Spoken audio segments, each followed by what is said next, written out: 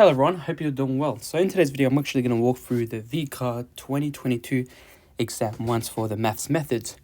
Alright, let's go through question 1.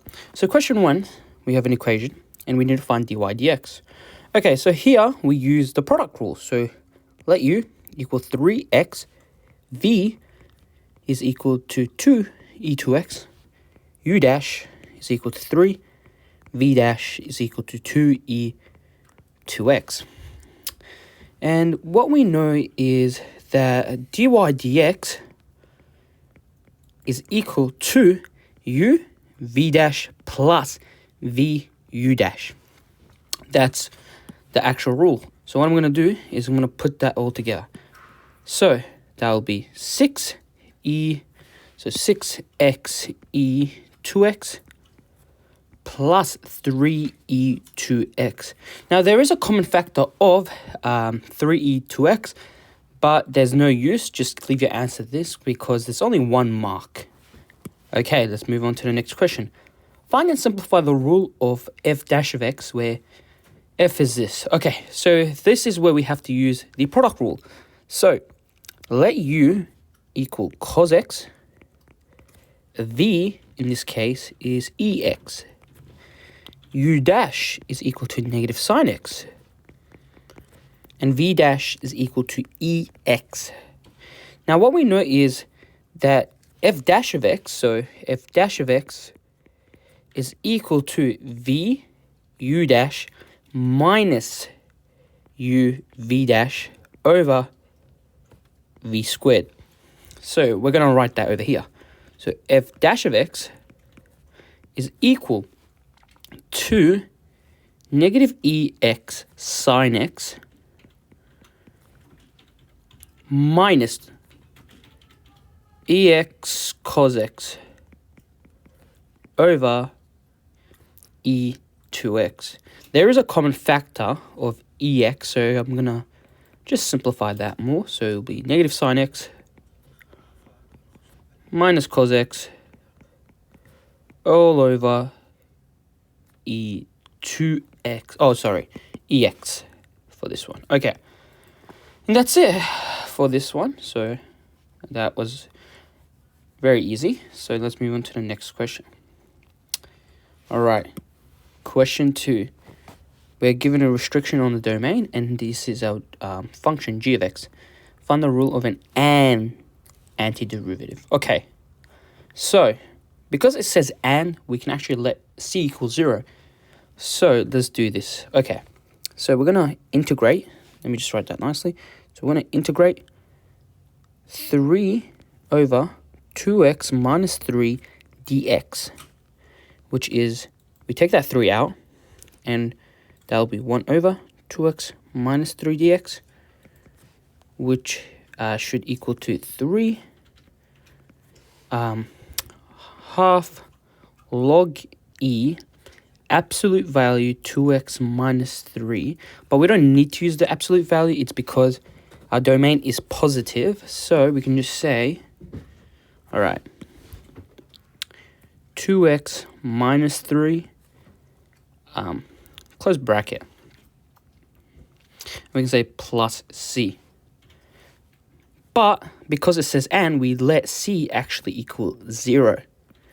So our final answer, so the integral of 3 over 2x minus 3 dx is equal to 3 on 2 log e 2x minus 3. So that should be your answer for this one. All right, not too bad. Okay, wow. So it says here, evaluate f of x, 2x. Okay, so, all right, and where this is this and this is this. So what I'm first going to do is, it's too complicated. I'm not fully understanding. So what I'm going to do is just expand it out. So I'll just integrate from 0 to 1. That will be 2 f of x squared minus 3 f of x dx. Okay, and we can split it. So 0 to 1, take that 2 in the first here, so and that'll be f of x squared dx minus 3 integral from 0 to 1 of f of x dx. Now, because we know that this over here is actually this over here, what we can do is we can sub that in there. So, and also this one over here is just over here. They're the same. So what we can do is sub it in. So there'll be 2 bracket 1 on 5 minus 3 1 on 3, which will equal 2 on 5 minus 1, which is therefore negative 3 on 5. Not too bad. These are the first questions. Okay. All right. Consider systems of equation. Okay. So k of x is this. Determine the value of k for which the systems of equations above has an infinite number of solutions. So we want infinite. So how do lines look when they have infinite solutions? Let's draw 2 lines right over here. Say this line has a gradient m1, let's call it m1, and has a y-intercept y1. And let's say we have another graph.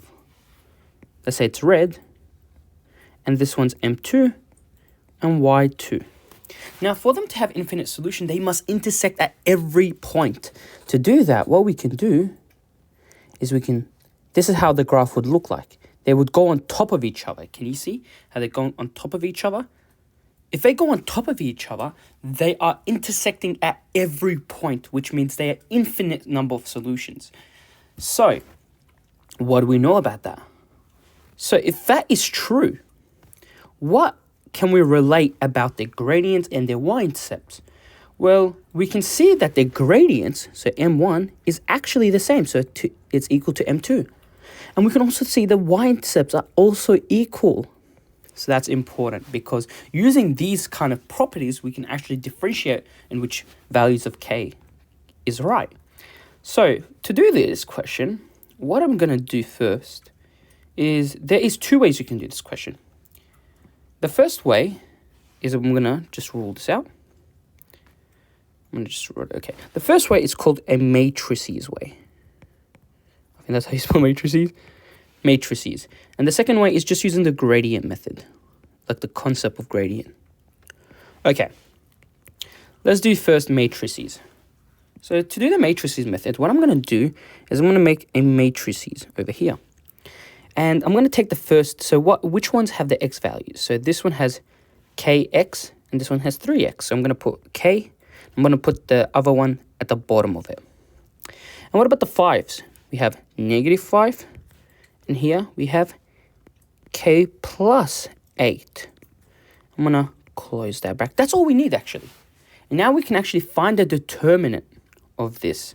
So to find the determinant, what we do is we multiply these 2 first. So k plus 8, we multiply these first. So that will be what?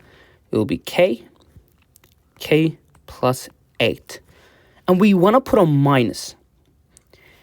Then we multiply 3 times negative 15, which is, in this case, negative 15. And we want to all let it equal to 0. Now we can expand that, so that'll be k squared minus 8k plus 15 equals 0. And now we can solve for k. So k will be 3, 5. So k plus 3, k plus 5 is equal to 0. Therefore, k is equal to negative 3 and k is equal to negative 5. Okay, now we have 2 values of k. That's one way to find the 2 values. Now, by the way, we don't actually put those values as answers. We need to double check them. But this is how you use the matrices to get the values of k. Now, let's use the gradient method to find the same values of k equals negative 3. So for that, what we're going to do for the gradient method is, because we know these properties over here. So let's look at equation 1. Let's call this equation 1 and this one equation 2. Let's write them in terms of like y equals mx plus c, because we can straight away differentiate between the gradient and the y values. So kx, this is for the first equation, minus 5y plus 4 plus k can be written, so we want to solve for y, so kx minus 4 plus k. Okay, sorry, that's a problem. All right, minus k. So that'll be minus k here. So okay, minus k equals 5y. What we can do is we can kx, we can just rewrite this as this over 5 equals y. So your gradient here, so we can, let's call this m1. Your gradient for this equation is k on 5, and your y-intercept here is equal to negative 4 minus k over 5. Okay, now we know that. Now let's try to solve for like the same as y equals mx for the second equation. So for the second equation, the same values. Okay, 3x plus k plus 8, y equals negative 1. We can say k plus 8, y negative 1 minus 3x, where y now is negative 1 minus 3x over k plus 8. So your now gradient for this one, so let's say m2 here, is actually equal to negative 3 k plus 8, and your y2 is negative 1 k plus 8. Now, because we know that the gradients must be equal from this equations over here, we can equate the gradients. So we equate this one to this one and this one to this one. We'll equate those. So let's do that. So the gradients have to be equal. So k over 5 equals negative 3 k plus 8. And by the way, if you do it with the y's, it should just give you the same. So don't even bother doing it with the y's. It's your choice. You can do it with the gradients or the y's, but we're just going to use the gradients here. We're going to equate the gradients and we're going to solve for k. So that'll be k plus 8 minus 15. That'll be k squared plus 8, plus 8k plus 15. So what can we see? That I'm not going to solve this because we've already solved it here, but they are the same. You can see that they're the same. They give the same actual solutions. So that's very important. That's all that is. So I'm just going to make this smaller for this one. And I'm going to continue with the matrices one. I'm just going to put this over here. Nice. Okay. So now we need to double check if these values over here, that k minus 3 or k minus 5, are infinitely solution. And we can check it by looking at this. Let's sub k first, case 1. Let's say case 1, where k is actually equal to negative 3. That's our first case. So let's sub it to equation 1. So that will be what? Negative 3. So negative 3x minus 5y equals 4 minus, so that's 1. So it will be minus 3x minus 1 equals 5y. So y will equal negative 3x over 5 minus 1 over 5. So we can see our gradient. So our gradient, let's call it m1, is negative 3 over 5. And your y1 is negative 1 over 5. Now let's now sub it into this second equation, k negative 3. So we're saying 3x plus, so we're going to say 8 minus 3, that's 5y, equals negative 1. So that will be 5y, negative 1 minus 3x, y is negative 1 minus 3x. And we can just divide those by 5. Okay, so your gradient here, so m2 is negative 3 on 5, and your y2 is negative 1 on 5. Yes, they do fit.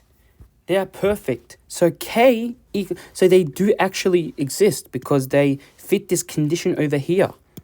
Their gradients are the same and the y-intercepts are the same, as we can see.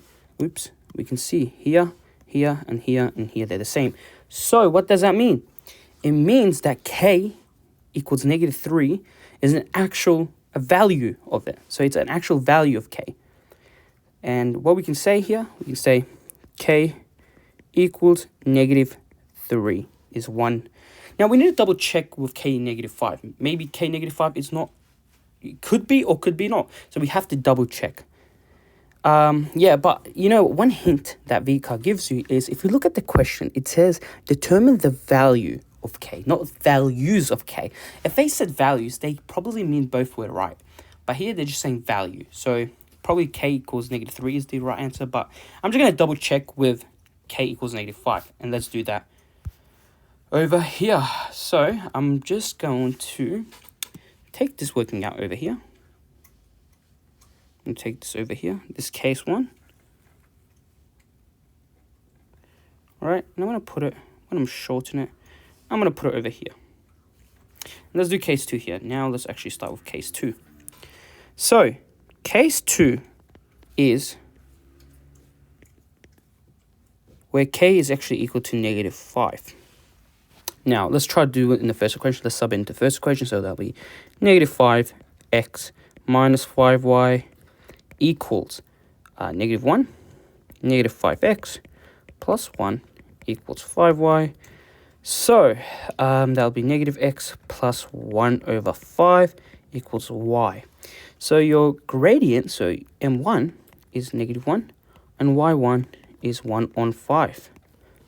Let's try subbing into the second equation. So it will be 3x plus 3y equals negative 1. And so that will equal, so 3y,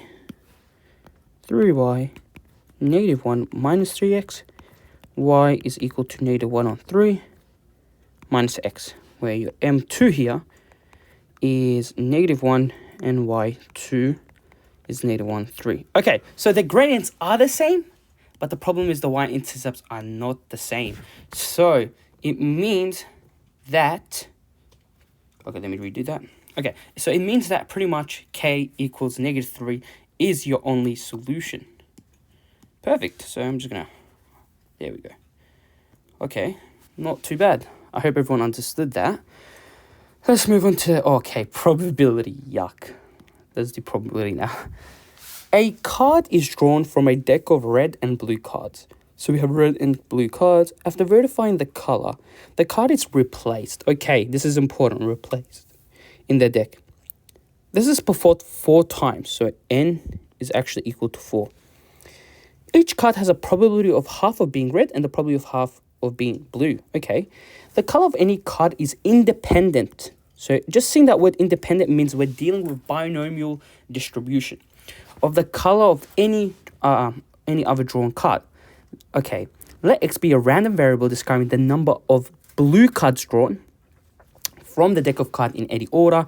Complete the table below by giving the probability of each outcome. Okay, not too bad. So for the first part, it's pretty much, let's just do it over here.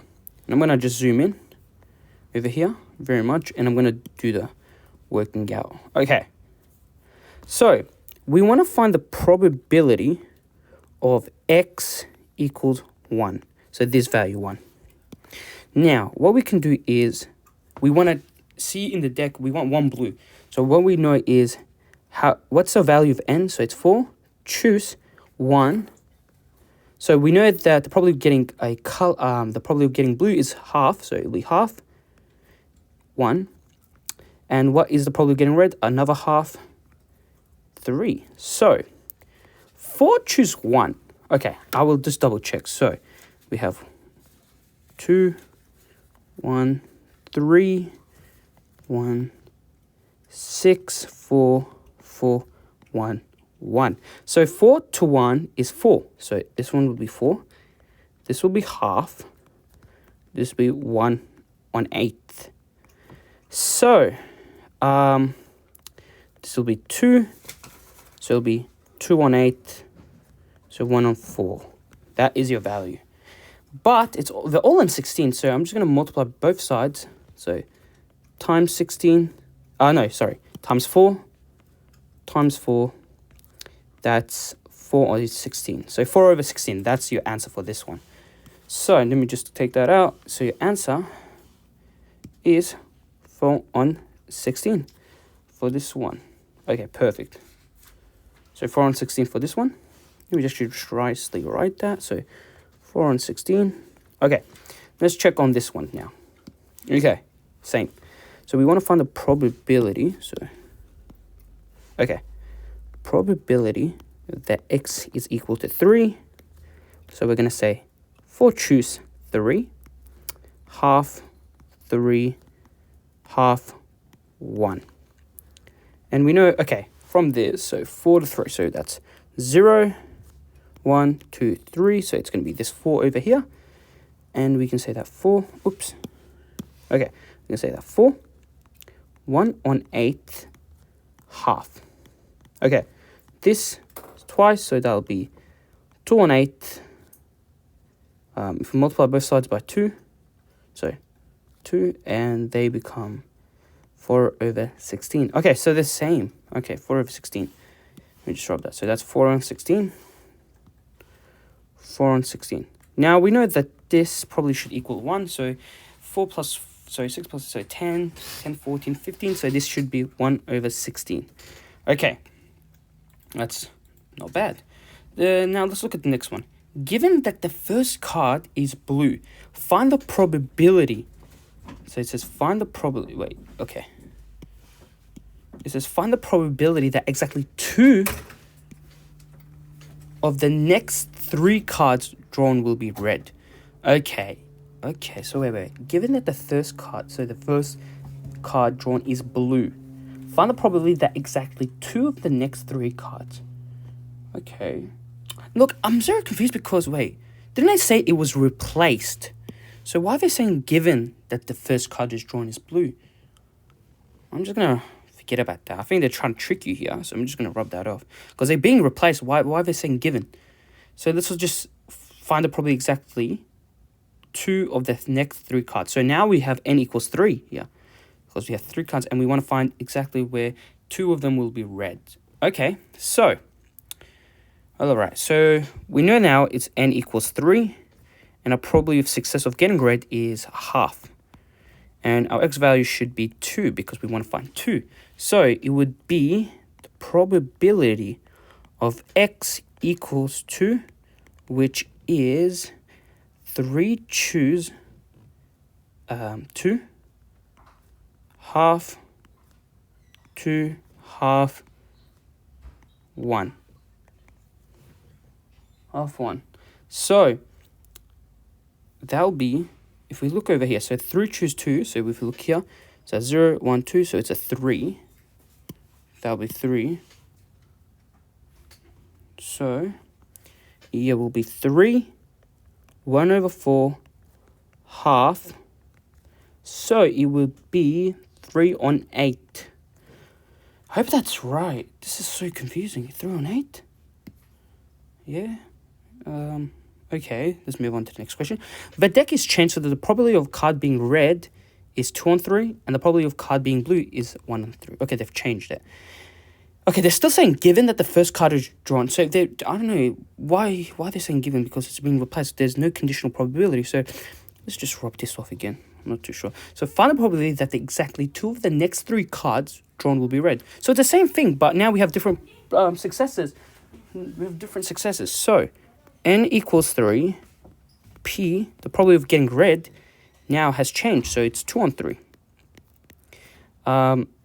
X value now is still 2. So we can say the probability that x equals 2 is 3 choose 2, 2/3, 2, 1/3, 1. So 3 choose 2 is 3. 4 on 9. 1 on 3. We can cross these, not 4. So 4 on 9 is your answer for this one. Is that right? I'm not too sure. Yeah, this one's, I don't know if this is wrong, guys. Please comment down if this is right or wrong, because I'm so unsure if this is right. Yeah. Very good. Okay, now let's move on to the next question. So these are good questions. Solve 10 3x minus 13. Okay, so this one is 10 3x minus 13. 100 can be written as 10 squared. Because their bases are the same, we can equate the powers. So it will be 3x minus 13 equals 2. Where therefore x, so it will be 3x equals 15. Therefore your final answer equals 5. Very nice. This is a very nice question. Move on to the next question. Find a maximal domain of f where f of x is log. Okay, this is 3 marks. I know why. It's because, look, when you see, I'll tell you one thing. When we see a log function and it has a function inside of it and they're telling us to find the maximal domain or the domain is pretty much, you can actually get the domain by looking at the inner function and solving x when it's greater than 0. That's what it is. That's actually all for log functions. So what? Let's use that. All right, here, the inner function in this here is this. So what we're going to say is x squared minus 2x minus 3 is greater than 0. Now, quadratics are very difficult to solve in terms of, inequality. So what I'm going to do is I'm going to graph it. So I'm just going to factorize this. So it'll be x 3, 1. So 1 minus, okay, yep. So that'll be x minus 3, x plus 1 equals 0. So x equals 3 and x equals negative 1. Now, let's draw this parabola. Let's just nicely draw this parabola. Okay. So y, x, and let's use this color. So we know if it's negative 1, so over here, oops. So negative 1 is over here, and let's say 3 is over here. And we just draw a nice curve. Okay. Where this here, it's 3, and here is negative 1. Now what we're saying here, oh, sorry, why did I even write equal? It's greater than 0. Here must be greater than 0. Okay. So what we're saying is, think of it like this. So let's rewrite that. So x minus 3, x plus 1 is greater than 0. That blue graph is this parabola. And let's say 0 is an equation, which is y equals 0. So let's draw that here. So y equals 0. What we're saying is the blue graph, we want the blue graph to be greater than the purple graph. So when we look at this, when is the blue graph greater, so larger, than the purple graph? Well, over here. We can see it's larger here, but then stops over here. And it's also larger here, but also, and here, it's less, so this is useless over here. So yeah. Now what we just know, because we know that, now we can just write the x values, that it's larger. So we can say x, okay, let me use a different color, that's more nicer. So let's use yellow. We can say that x is an element from negative infinity to negative 1, non-inclusive because it's greater, not greater than equal, so be careful of that. Union 3 to infinity. Okay, that is your answer for this one. Perfect. All right, okay, let's look at this.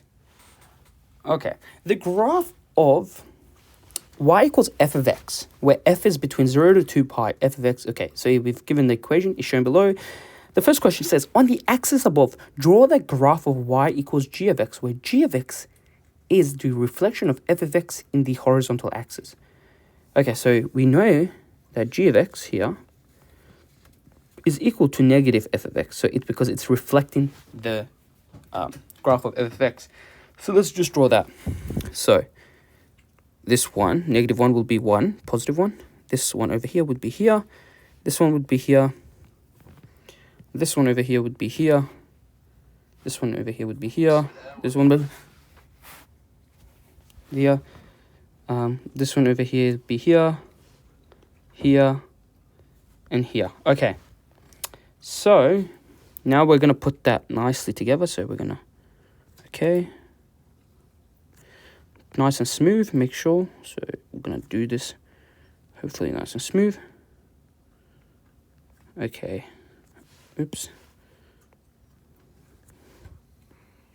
Okay. All right. That's perfect. And let's name that g of x, this graph over here. That's nice, 2 marks. And we don't actually need to label anything. Yep. Okay. Question B. It says, find the values of k such that f of k equals 0, where k is between 0 to 2 pi. All right. So f of x is this. So what we're going to do is we're saying f of k. So f of k, so we know that f of k here is equal to 2 sine 2k minus 1. So what we're going to do is we're going to look at this domain over here. So we can rewrite that domain as k is between 2 pi and 0. But here it says 2k. So what we need to do is we need to double that k. So it'll be 2k. So we need to double it. So what happens is we must double everything. So that'll become 4 pi and this will become 0. So your actual new domain is 0 to 4 pi. That's where your solutions will be. That's important to know. Okay, so now we've just changed that domain. That's important. Okay, now, because f of k is actually equal to 0, let's let this equal to 0. 2 sine 2k minus 1. So, it will be sine 2k equals half. Okay. Okay, now to solve so what is our actual base angle here? We must calculate our base angle. To do that, what I'm going to do is I'm going to draw a nice right angle triangle. Okay. So we're saying that this is 2. Oops, this is 2 over here. This is 1. And this is your, right now it's 2k, and this is, let's call it theta in this example. Your base angle, and this should be root 3. Okay, so your value should be, your base angle should be, that angle should be pi on 6, so pi over 6. That's what your base value should be.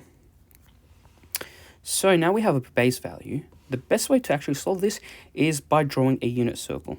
So I'm going to just draw a nice unit circle to show you how to really understand the concept of how to solve this. So let's say, okay, I'm going to just draw a nice circle. I'm going to draw a nice circle.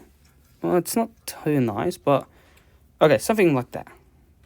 That should be all right, like that. Okay.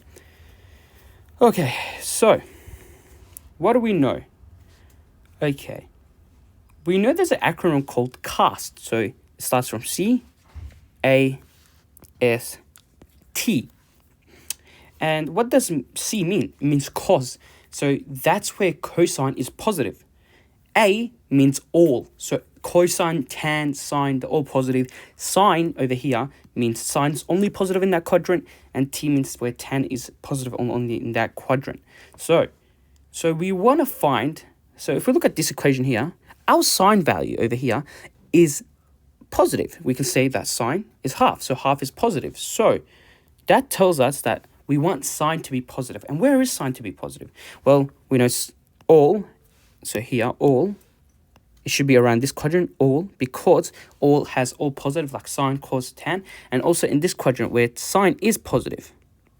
So this is where the two quadrants where they will have the solutions. And because we know our base angle, which we've calculated, was pi over 6, we can say that this over here should be pi over 6, and over here, pi over 6. We need to do 2 full rotations from 0 to 4 pi. Remember, if this value here is 0. Now, if we do a full rotation, so let's say we do a full rotation, we'll make it to 2 pi. So we need to do twice the rotation to get our solution. So let's do that. Okay. So your value here, okay. Now we write 2k, this value over here, is equal, now let's calculate. So the first value is over here, which is pi over 6.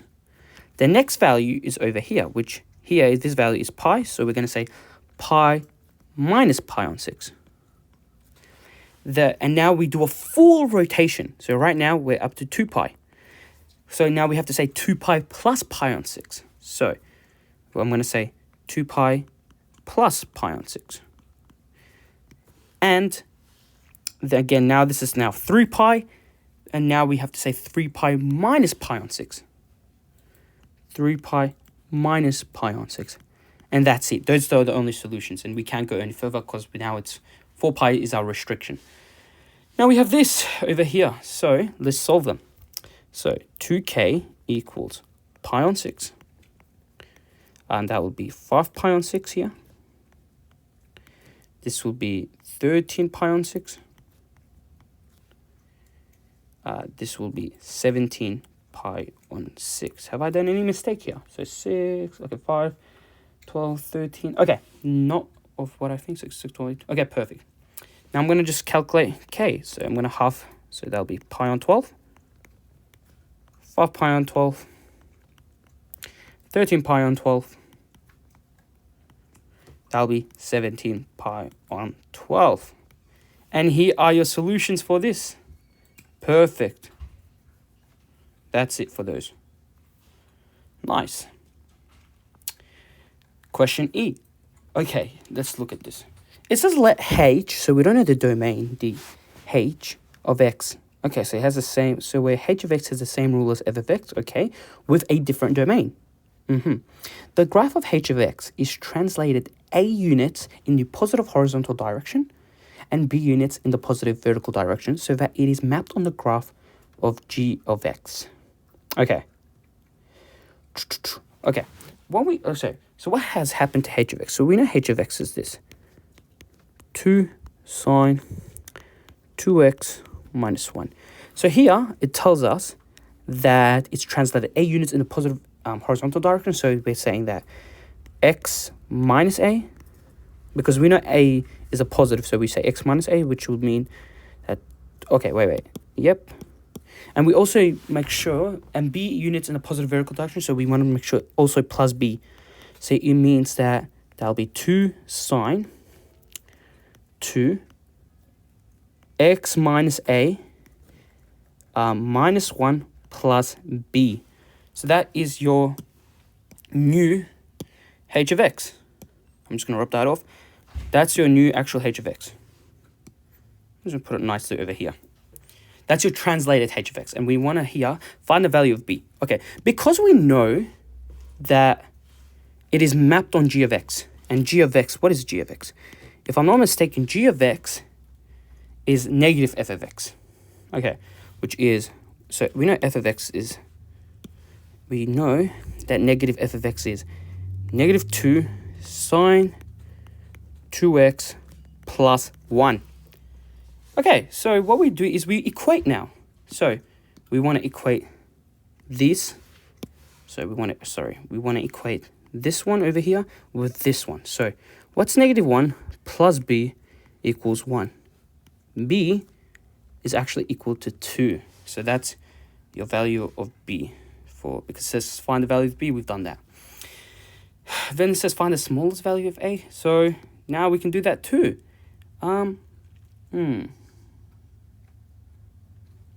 Okay, so how would I do that? So find the smallest value of k. So a, because we know. Okay, I'm just going to use the graph here because I'm very confused. So I'm just going to take a screenshot of this. And maybe we can, oops. Okay, we take a screenshot of this. And maybe that could help us answer the question. Copy and delete. So I'm just going to go down here. I'm going to allow pay. Okay, so let's say this is your graph over here. And so g of x is here, and h of x has been translated to the right. So remember, h of x is like f of x, but has been translated to, okay, to the right at some, so, okay. So, okay, this is, I'm just going to redraw this, okay. So think of this graph here, over here, as, oops. I'm just going to draw it nicely, so, okay. So here is f of x. I'm just going to write it in my own terms, so I'm going to write, this is f of x. Now, because we know b is equal to 2, so what we've done is we've actually translated it 2 units up. We can copy this over here. And so it was originally here, so we're saying 1 and 2. So we've translated it now here. Because we want to make sure it looks like we want to make sure it looks like g of x. Now, what value of a? So a is a translation to the right. So a is a translation to the right. That's what it is. So we want the blue graph f of x to be translated to g of x. And what's the, okay, so we can see that for it to be translated, we have to, so the difference is between them is, so this is pi over 2 here. Pi on, okay, let me just make it smaller. Okay, let me make it small. So this is pi on 2 here. This is pi on 4. And this is 3 pi on 4. So 3 pi on 4 minus pi on 4. So pi on 2. Okay, so a should actually equal pi on 2. So a equals pi on 2. It should, if I'm not mistaken. So a equals pi on 2. So that's the translation, because, for example, let's just try it out. So if that is right, if that translation is pretty much right, what it would mean that if we just take this over here, okay, so we're going to translate it to right here. See, now the graphs are over into like the intersection. They're actually the same now. They should be the same. Yeah, so by translating it, so it was originally here, we translate a pi on 2, we get the graph to be the same. So and that's why it's actually pi, a equals pi on 2. Okay, well, what happened here? All right, pi on 2. Okay, not too bad. Hence, okay, hence means, when you hear the word hence, it pretty much means use the values that you got from here, from this, from the above, these above ones, from these above answers to solve for this one. So hence or otherwise, state the domain of h of x. Okay. So we know that the domain of h of x originally was, so we can say, okay, the x was between, originally h of x was between 2 pi and 0, because it's the same as the domain of h of x over here. What's happened is, because we know the value of a is pi over 2, and we can see that, oh, what happened here? That we want to make it like x minus a, so x minus pi on 2. So to do that, so we're saying x minus pi on 2, we must do it for all of them. For example, so what's 0 minus pi on 2? And 2 pi minus pi on 2. We'll have to do that, which would mean negative pi on 2 here is less or equal. And that will be your new domain, so I'm just going to write d. So 3 pi on 2. Is that right? So yeah, that should be right, because we've translated a units. So yeah.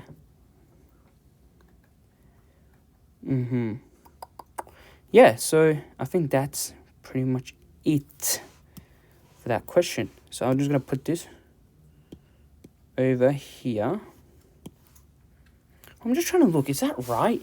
Negative pi 2, or is it, because we've translated a units.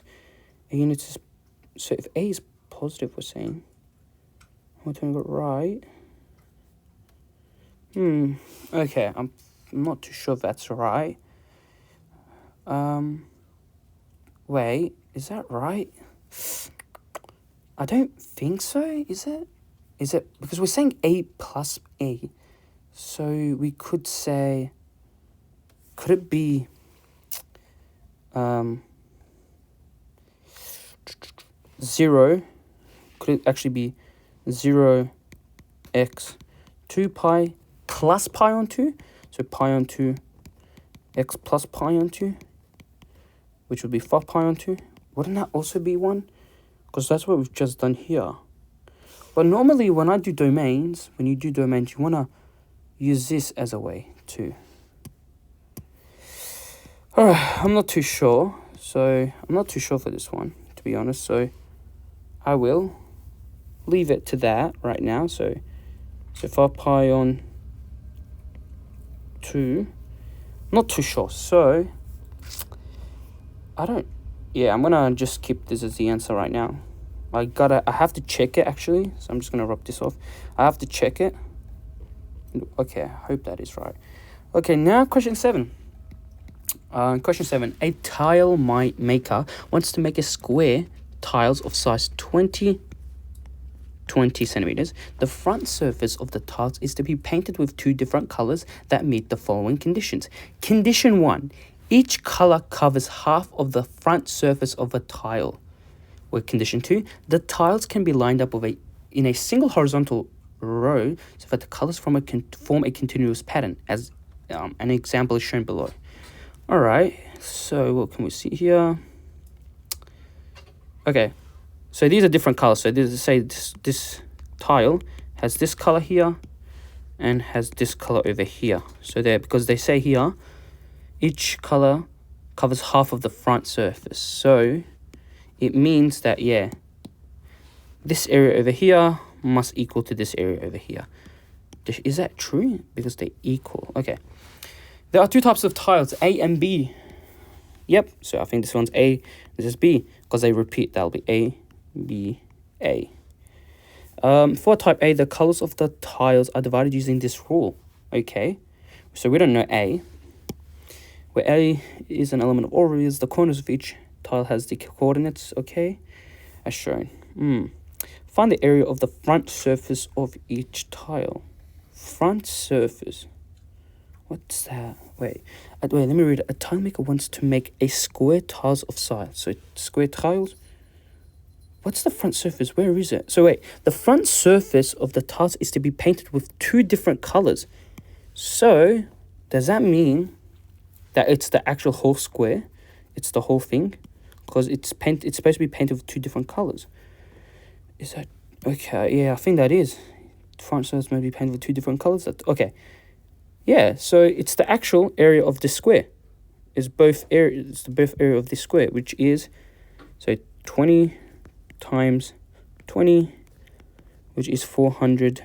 Because it's area, we're dealing with. Is it centimeters? Centimeters squared. Okay, centimeters squared. Find the value of A so that the type A tile meets condition 1. So this is type A, and we want to make sure it meets condition 1. Where condition 1 it says each color covers half the front of a tile, so it covers half of it. Okay, so we're saying, so this is normally the graph of like a sign, which we can see it's a sign, and we can see that it's been translated. So normally this translation would be, oh, it's not nice like that, so let me just put another graph like this. So this translation would be like A. This is the translation A. So it was currently on the floor and it translated A unit, which is halfway. A should be halfway, so halfway of 20, so it's 10. Is that right? Yep, I think so.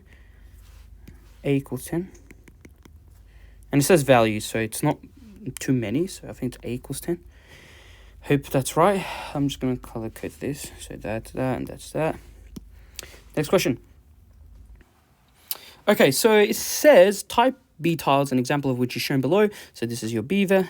Yeah, divided into this. Okay, well, we can see it's a a negative. We can see it's a negative cube root, so cube graph, so it's like that, and we can see it's like that. Okay, makes sense. And it has 10. It's been dilated by 10, so yep, which makes sense. Absolutely, this is 10. It's the same. All right. Okay, that's useful to know. What. Show that a type B tile meets condition 1. What is condition 1 again? It says condition 1 is each color covers half the front surface of a tile. So we need to show that the area, so if we can show that the area of this, so let's say they call this area 1, and we show it equals to this area, which is, let's say this is area 2. If they equal, it means that that they're halved. So like the area, so each color covers half. Yeah, so it means each color colors half of the actual thing, covers half of the tile.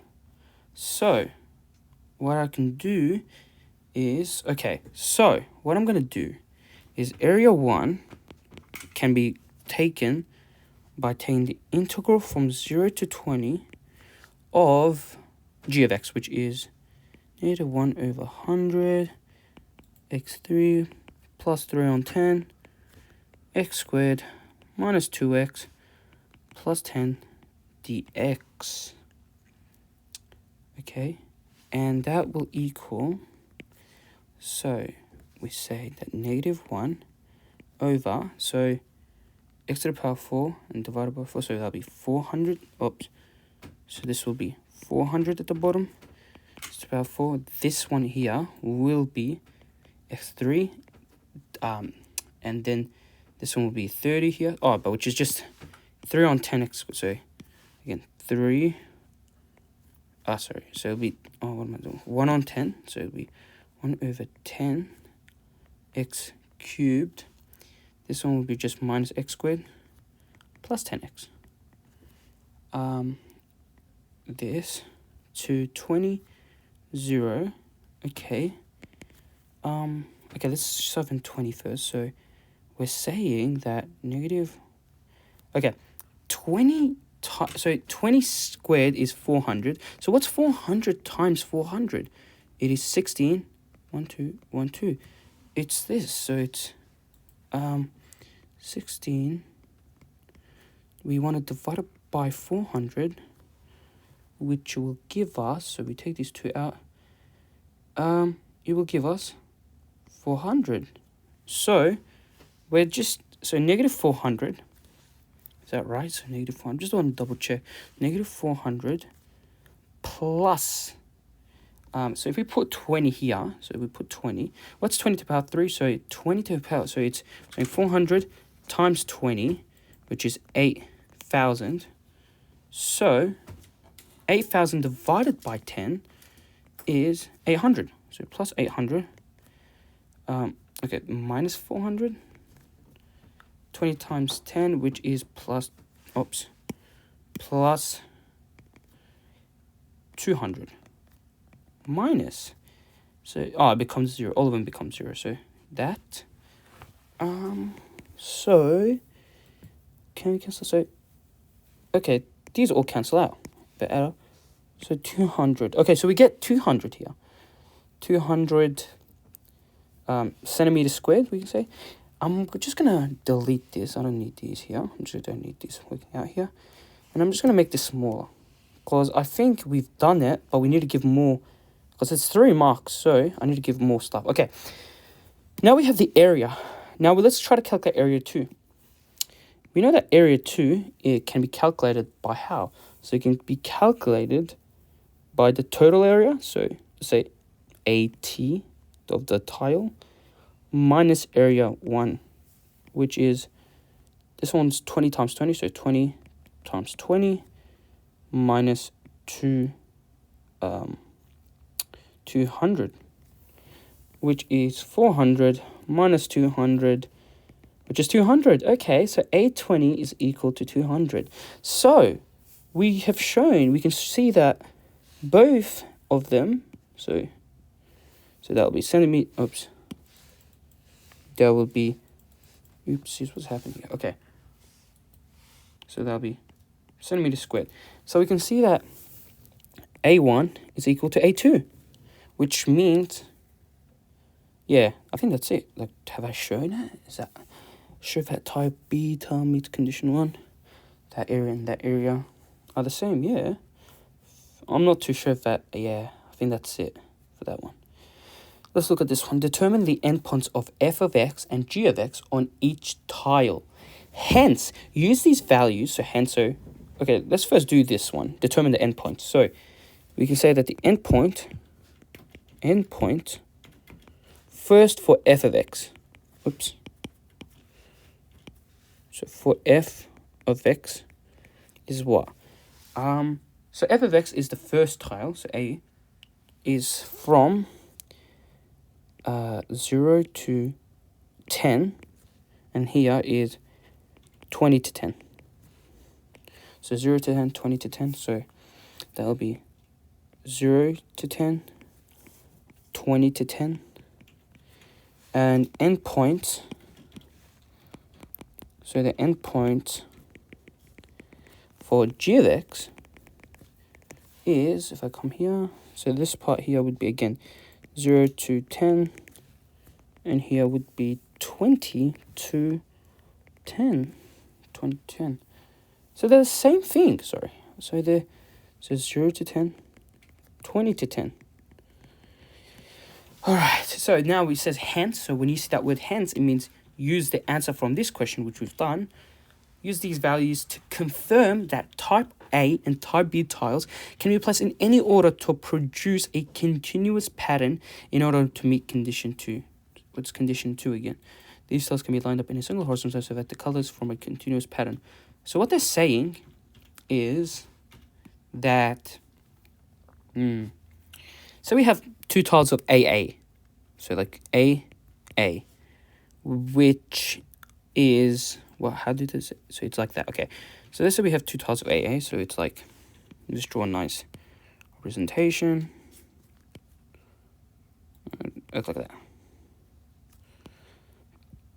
Alright, and it's a sine graph, so it's like, I think it's like that. Something like that. So if we have two AAs, oh, sorry, I'm just going to copy that. Oops. Copy that. Paste it. If we can really, okay, hold on here. They should be actually the same because they meet at the same point. Okay, so normally it would be like this, and they should normally meet at this point. So like this, it's like that perfectly. It's not smoothly that I drew, but it's like that, yeah. So they would meet at that point. So in AA, or we can say BA or BB, they should always meet at the same point. It's because this point here, which is 0, which is in this part 20 to 10, they always meet at that value. We can see that they meet at this point here. We can see that they have the same. So can we just say when, how can I actually write, okay, any combination. So how would I actually get this to 2 marks? So we can maybe say that when we put in, when we say f maybe of 0, so f of 0, which is this point over here, equals 10, and f of 20 equals 10, g of 0 equals 10, and g of 20 equals 10. So even anyway, they should always meet at this. They always should be continuous. How would I actually do this? Wait. Yeah, so how would you show it? Determine that, hence use these values to convert that. Oh, okay. So use these values to convert that type A and type B tiles can be placed in any order. Yeah, we can say that f of 0 is actually equal to f of 20, which is equal to g of 0, which is also equal to g on 20. We can say that because they all have the same values over here, we can see. So we can maybe say that. That's your answer. Hope that's right. Let's move on to the next question. Okay, is this the last question? Okay, yeah, it is. Okay. It says, part of the graph of y equals f of x is shown below. The rule k sine k, gives the area bounded by the graph of f, the horizontal axis, and the line x equals k. State the value of a pi on 3. Well, we know that a of k equals k sine k. So we're just saying, what's a pi on 3? So what's pi on 3 sine pi on 3, which we're saying pi on 3 is multiplied by root 3 on 2. So a on pi on 3 is equal to root 3 pi on 6. So I hope that's right. So wait, pi on 3, so that'll be root 3. Okay, perfect. Evaluate this. Okay, to evaluate f. What's f? Oh, f of this function. Okay. So, what do we know? Well, f is the graph, and this is the area. So, we can say, maybe, that the integral from 0, so from this point to this point, so from 0 to, which is k, of f of x dx equals a of k. So to get rid of that to